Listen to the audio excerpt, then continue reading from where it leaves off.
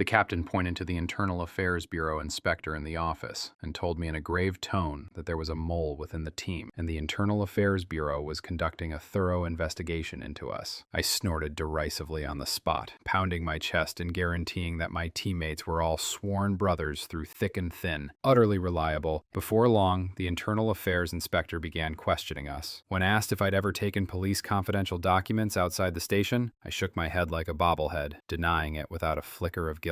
But as soon as I turned away, I sought out a colleague and confessed I'd taken classified files home and hadn't returned them. My colleague's eyes widened in shock, warning me that if discovered, I'd face suspension at best, dismissal at worst. The team leader came over to ask about my conversation with the inspector, just as his old adversary walked by. The two had long-standing animosity and immediately began arguing heatedly. I seized the chance to slip away. Racing home, I stuffed all the files into my car. My colleague didn't answer my calls, so I headed straight to his flat. There was no response when I knocked, but luckily, I had a spare key hidden. Upon opening the door, the scene before me left me utterly devastated. My colleague was in the midst of an intimate encounter with another person. Furious, I accused him of deceiving me, grabbed the old files from the desk, and stormed out. Clutching the files, I tiptoed into the police station's archives room. Just as I finished putting the documents back, I was caught red-handed by Internal Affairs. I had no choice but to spill everything, desperately explaining my reasons. I rushed to the captain, tearfully pleading for help. If we didn't uncover the mole tonight, I'd be packing my bags first thing tomorrow morning. Locked in a room analyzing the case, my frustration mounted until I erupted into a heated argument with the captain. Suddenly, inspiration struck, and I conceived a plan to break the deadlock. I approached the inspector with a USB drive, falsely claiming it contained incriminating evidence against the mole. When the inspector took the drive to verify with his superior, the captain and I appeared punctually. The truth was instantly revealed. This entire affair had been a trap set by the captain's old adversary. No mole existed. My predicament was resolved, and I was finally exonerated.